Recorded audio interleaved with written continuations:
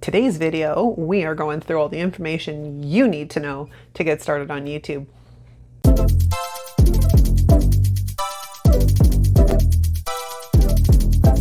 All right, you guys, the first thing you need to do is think of a name. Now, I'm going to suggest something with planner in it or something to do with plans or planning in it, but I also recommend trying to come up with something that's unique and you. And you don't have to make that decision right away, but it's better to do it in the beginning. And following that, what you're going to need to do is make sure that that name is available across all platforms. If you head to Instagram and check there, that's usually a good place to start. And you're going to find there's probably, if you're a Michelle, for example, there's probably Michelle's plans or planning with Michelle or Michelle's underscores. You know what I mean? Like there's a whole bunch of different combinations for that. But here's the thing. Do you want to be like the second, third, fourth, or even 10th so-and-so plans? Or would you rather have something that's a little bit more unique and identifiably you and your personality? This is why I think it's important right out of the gate to sort of poke around in your brain, do a brain dump, find things that interest you, pull out combinations. You'll probably be able to come up with a name that is very uniquely you and is different and stands out from the crowd and is a little bit more memorable than another so-and-so's plans. And that's nothing against people that are so-and-so's plans or planning with so-and-so. I just come from a business background. And it's not like, planning is necessarily always a business, but I think it's important to have some identifiable branding right out of the gate. That would be my personal opinion anyways. So I would just suggest doing something that is different and makes you stand out from the crowd. Now, the next thing you're going to need to do after that is, like I said, check that it is available across all platforms, and that is including Etsy and a website URL. And I know that sounds like a lot, but here's my thoughts on this.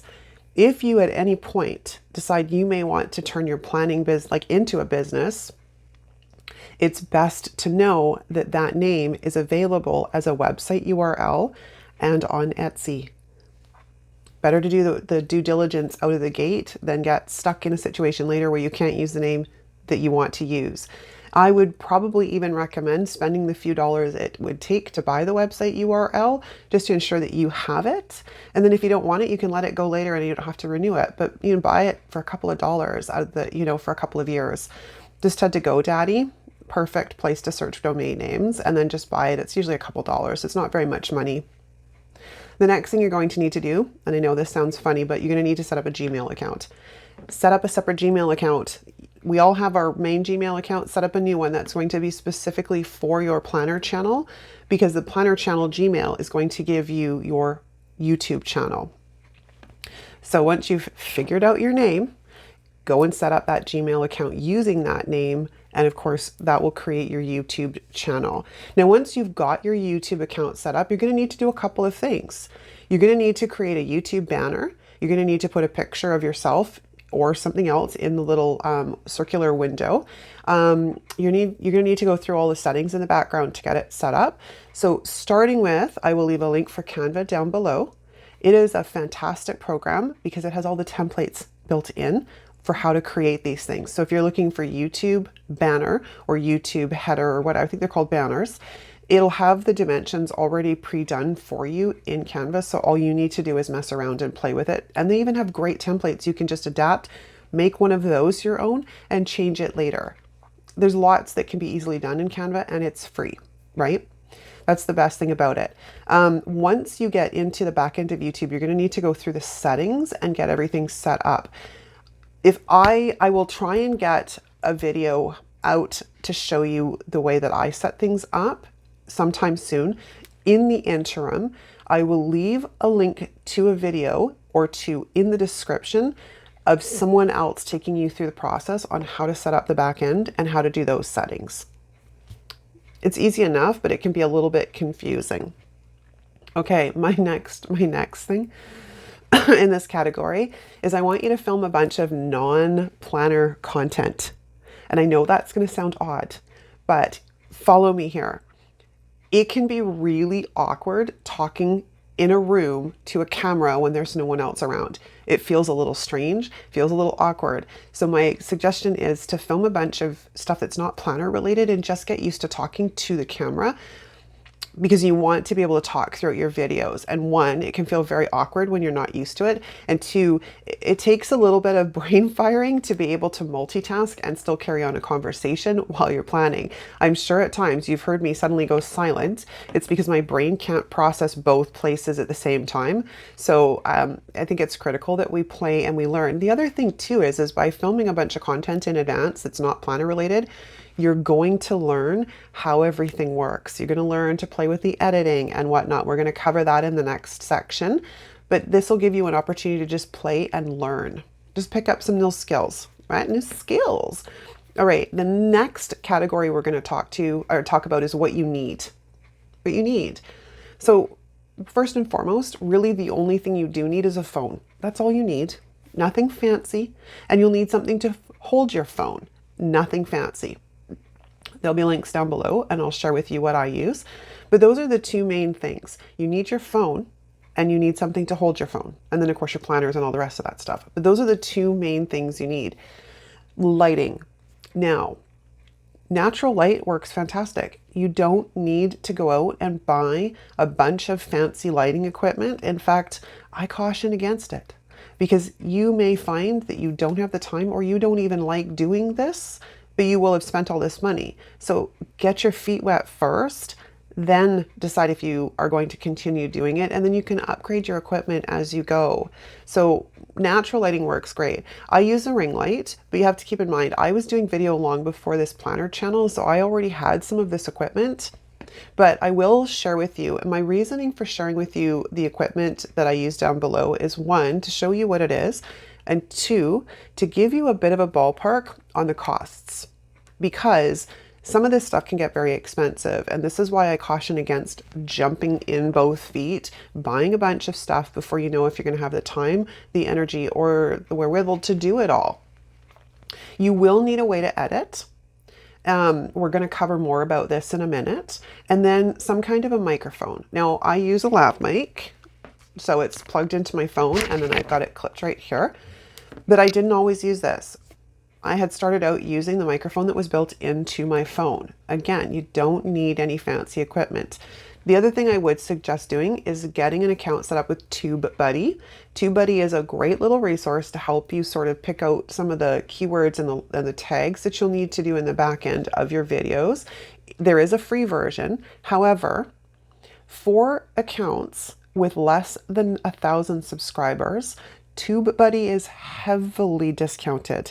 Like heavily discounted. So it is an option. It's not very much money, but it gives you quite a bit in the back end that you'll be able to use as tools. So just some thoughts, right? I'll again leave a link down below. So now let's talk about how YouTube works.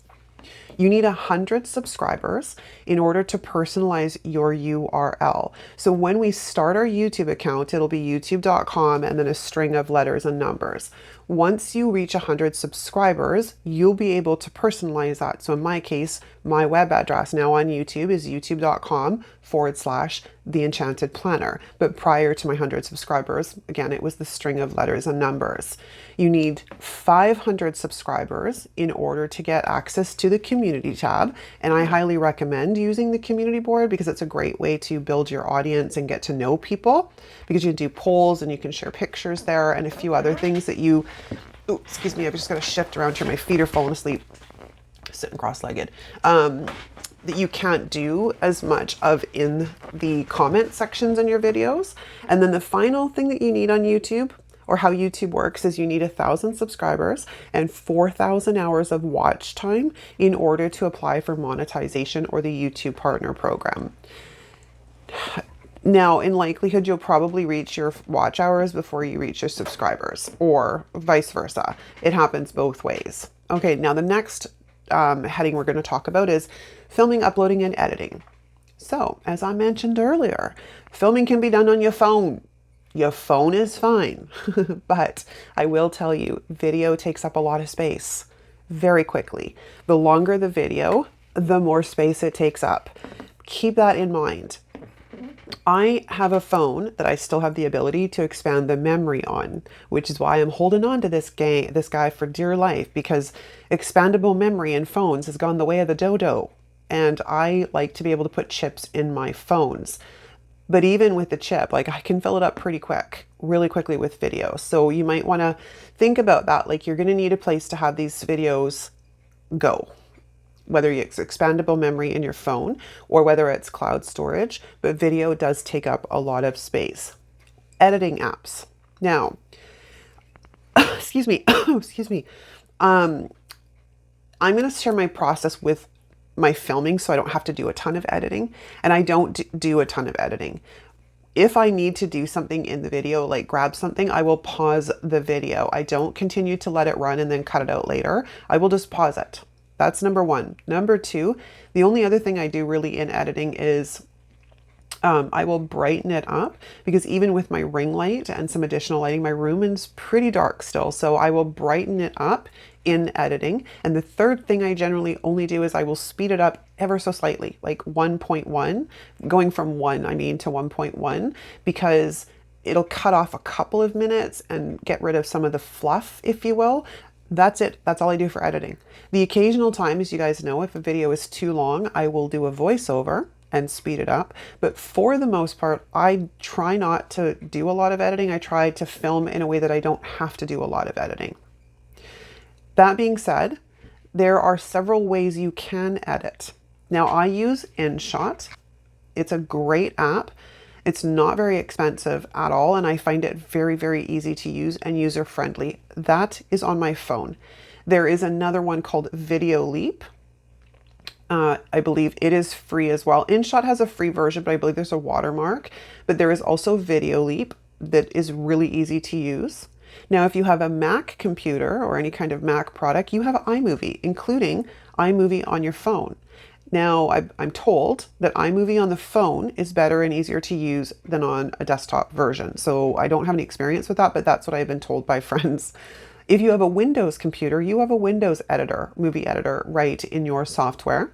And finally, the YouTube Creator Studio has editing capacity in the back end.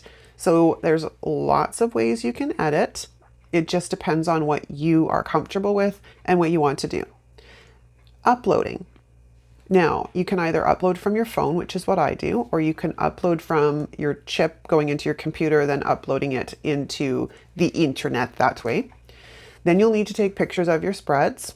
And then an aside, I will tell you from an editing standpoint using the YouTube Creator Studio, I prefer using the laptop version as opposed to the phone version. The phone version is really clunky. I don't care for it. So I will upload to YouTube from my phone, but when it comes to doing the title, the descriptions, the tags, and all the rest that needs to go on in the back end, I will use my laptop. It is much, much easier. So after we have finished uploading, the next thing we need to do is talk about titles, descriptions, and keywords. Sounds like lions and tigers, oh my, right? Lions, what is it? Lions and tigers and I got nothing. But yeah, so it's titles, descriptions, and keywords. So keywords in the title and the description, as well as you're going to put them in the tag section. So keywords are just little snippets of searchable information. You need to keep in mind, Google is the biggest search engine on the planet. Google owns YouTube, which makes YouTube one of the other largest or second largest searchable platforms on the internet. YouTube is used a lot for search, so you want to try and capitalize on this. So in my case, I might put in with me, plan with me dashboard layout. That's a long tail keyword. And then I'm going to put that same thing into the description. I'm going to go in today's plan with me in my, in today's dashboard layout plan with me. And then in the section down where the tags go, I will additionally put dashboard layout plan with me. Do you see? So it's kind of keyword stuffing, if you will, but making sure that there's lots of searchable snippets of information within the title, the description, and of course the keywords in the section or the tags down below. Thumbnails. We need to talk about thumbnails. Thumbnails are a critical part of this whole process, and I've played with mine. I think I've redone them 3 or 4 times now, because your thumbnail is the the split second thing people see that's going to either get them to click your video or scroll on past. So you have to put some thought into your thumbnails. Sometimes things work and then they stop working. So you got to mix it up, right? But they are a crucial part of the process. But you'll learn and improve as you go. You'll change things. Like I said, I've changed mine 3 or 4 times in the last year. So you're not bound to one specific thing. The other thing I will mention too is if you are curious for the titles, the descriptions, the thumbnails, and the like, just take a look at my videos. Take a look at my videos. When you load my videos after you have TubeBuddy installed, you'll be able to see all of my keywords and tags. It'll come up on the right-hand side. So you'll be able to see what I'm using. Feel free, take a look, copy away. I'm not perfect. I'm still learning myself, but by all means, copy away. Then you're going to schedule it to go live on the day you want it to go live. Nice and simple. However, the one thing we didn't talk about is we need to think about creating an image for Instagram and then scheduling that out. Now, scheduling Instagram posts and Facebook posts, if you have a Facebook page for your planner account, you can use third-party applications or you can use the Meta Business Suite. I personally use Planoly. I love it. You'll find it in the description, but I love Planoly. Okay, now here's a little tip of the trade. When your video goes live, watch your video, share it out on social media, and then pin a comment even if you'd like.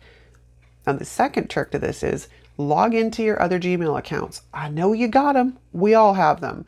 Log into those other Gmail accounts and watch, like, and comment from there. And here is why. YouTube, everything on YouTube is about watch time and engagement. That's how the algorithm starts picking things up and putting it into whatever magic it does to make it go out to the people of the world. But it is based on watch time and it's based on engagement. So it's really important, because you don't have an audience yet, to log into other Gmail accounts and go and watch, like, and comment on your videos. I know it seems a little strange and a little bit weird, but think about it this way. Not too many people are going to see your videos out of the gate. So it's okay if you're like playing around from other Gmail accounts, but it's important to go and sort of engage with your videos to help the algorithm pick them up, right? And the one final thing I will put as a point in here is make sure you always reply to your comments as they come in from your audience. It's really important to build that community. Okay, so now we're going to talk about how we promote. I mentioned a little bit of it briefly in the previous section, but you're going to pick a day to launch your channel. So if you pick X day, you're going to build up to it, but you're going to pick a day to launch, right? Makes it on the calendar, you're launching your YouTube channel. Make announcements on social media about launching your channel. The planner community is vast, right? We got a lot of us in these planner groups. You can put posts in the planner groups and let us know that you're bringing yourself onto YouTube. Give us that information. Make sure you always give us a link, right? You can create all of those graphics in Canva, like I said, these little announcements and whatnot. And I want you to, again, post in the Facebook groups about your channel, and always post in the Facebook groups about your videos going live as well. So what do you need to know, really? Creating content is time intensive. Just know that. It is time intensive. Also, you do not need, I repeat, you do not need to put out content 7 days a week. You don't. It's a lot of work, basically another part-time job if you're putting out content 7 days a week. So think about that. Please know that your first videos are probably going to be cringeworthy. It's okay. It's a badge of honor. We all have them. You also need to know that YouTube is a marathon, not a sprint. It's going to take a while for people to find you and your audience to grow, because no one knows you exist yet. That's why putting yourself out there in the social media platforms is crucial to getting people to actually know you exist. And then I want you to think about it this way. Don't get discouraged by your videos getting low views or no views at all. We all start somewhere, like I said. No one knows your wonderful channel exists yet, okay?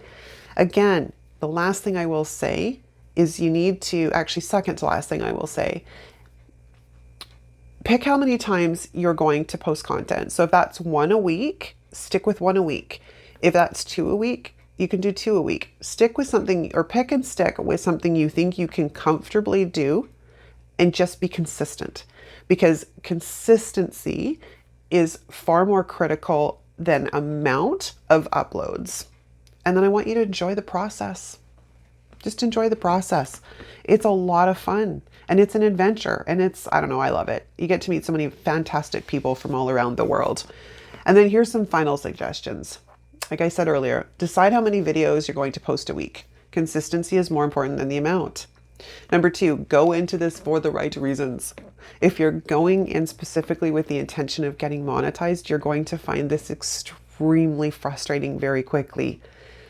It takes a while to reach that 1,000 subscribers and 4,000 watch hours. It can take time. Sometimes, it can take people a year and a half. So if you're going into this specifically with the intention of getting monetized, you're going to get frustrated very quickly when you don't have super overnight success. The second thing is you're not going to make a ton of money off of YouTube AdSense. I average about $200-ish a month, and I'm putting up content 7 days a week. Now, I am me and not you, but you don't have to worry about putting 7 days a week up of content. I just love putting up the content. And I have the time to do it. That's the most important thing. I actually have the time to be able to do content 7 days a week. A lot of people do not. I have flexible scheduling as a business owner to kind of do what I want. So, even that, but the way I look at it is I would be creating this content regardless, whether I was putting it up on YouTube or not. So I may as well share it on YouTube. And the $200 a month is just a nice bonus. It's a nice bonus because I was going to create the content anyway. So to me, it's a bonus, right? All right. So one final recap we're going to go through here. You don't need to spend a ton of money. Start with your phone and something to hold your phone and natural lighting. That's all you need. You need a way to edit. You need a way to create graphics. You need to spend some time learning about keywords, titles, and thumbnails. You need to keep in mind that this is going to take time. Again, YouTube is a marathon, not a sprint. You need to enjoy yourself because this is a really fun hobby. And then once and final, just get started. Don't overthink it. Just jump in. Get started. You're not going to know until you try. Putting myself onto YouTube was probably the best thing I did. It was an amazing experience, and it continues to be an amazing experience because I get to talk to all of you guys, right? Okay, guys, that's what I got for you today. I will try and get a few more of these videos up answering your questions because there's more still coming, but I figured I would start with the bare bones basics foundations first, and then we would go from there. And that, my loves, is a wrap. Thank you so much for watching. I'll see you next time.